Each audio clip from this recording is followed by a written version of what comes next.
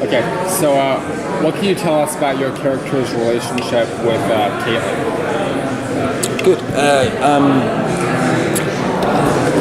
We're kind of a happily married suburban family with, lovely house, 2 cars, 2.4 children, the whole kit and caboodle. It just so happens that my character is a prosecutor for the government, and he prosecutes mutants in society who have used their mutant powers. So when my son's mutant gene is activated, our family are thrown into this kind of stasis because he has never expected this to happen, and so that puts a bunch of pressure on the family, and he has to turn his back on everything and go on a run with his family. And Amy's amazing. So I think from the very first moment that Amy came on board and I started working with, I was in the audition suite when she came in to do her final test, and I got to do some stuff with her, which was lovely. We got on really well straight from the beginning. She's a brilliant actress, as you guys all know. She's worked with Joss Whedon a bunch of times, and it's brilliant. So she's made Caitlin beautifully rich and resonant. Are you not allowed to use your mutant powers at all, or you're just not? No, I mean, like, you're prosecuting people who are using them. Just period. Like, I'm heating my coffee with my lasers, right, and I'm in trouble. No, but this is an interesting. You can't cut your vegetables with your lasers in public. Oh, okay. But if you do it in private, I'm sure you'll be all right. Okay. If the idea is that mutants are fine in society, as long as they are not using their mutant powers. Okay. So if they use their mutant powers in some kind of destructive way, right, the government would prosecute them and try and take them out of society for society's good, but also for the good of themselves. Right. Okay. And my character is the character who does that. There's so many movies and television shows that deal with mutants. How does the Gifted fit in?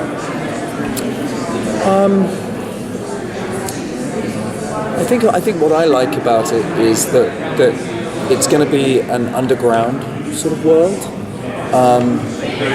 It's the guys that we come across are having to live underground because they have used their powers out in the open, and they have got away from being prosecuted, and they are living a subterranean existence. So when we manage to meet up with them, we end up, having lived this sort of very nice life, we end up underground, we end up in that existence, and we end up on the run. And so I think that it's a much more sort of cat's eye view of the world. It's much more sort of, there's no super suits and there's no Charles's school, there's none of that. It's very much sort of dirty and on the ground, and there's almost a sort of I haven't seen the script yet for this part of it, but there's a kind of underground railroad idea of a sort of chain of mutant gangs that sort of help each other. I think that's going to be part of the idea, and so I think it's really interesting from that point of view that it's going to be much more on the ground. It's grounded.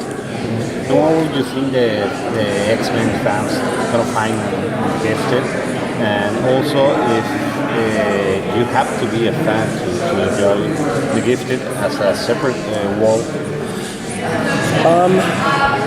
I think that X-Men fans will love the X aspect of it, the mutant aspect of it, and Brian has a very visual storytelling style, which has been very successful within the X world. But I don't think you have to be an X-Men fan to enjoy it. It's about a family who are changed by stuff happening around them and have to change in order to survive, and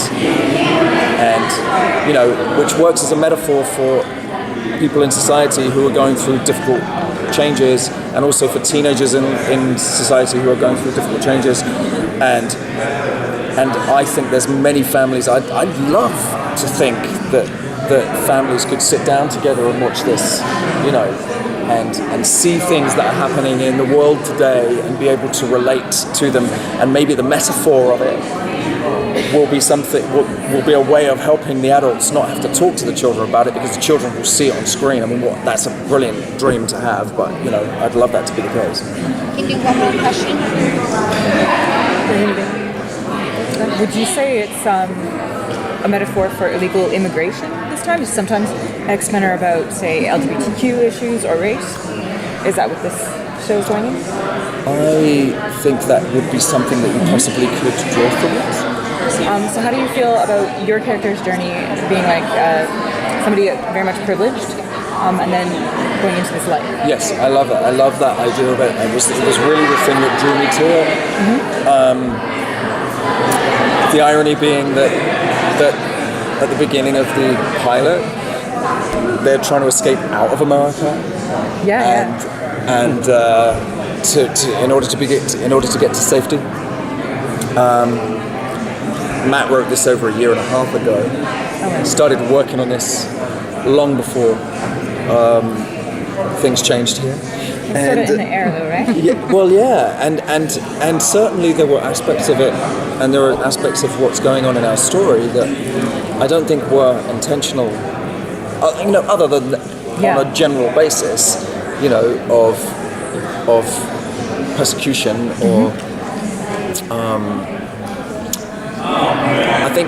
I think I'm very excited about that aspect of it, and I think that you've got to remember we're on a network, so it's going to be, you know, which is another aspect of what you were asking, is, you know, this is a family show and it's family entertainment, so we can't scratch the surface in the way that, say, True Blood could, or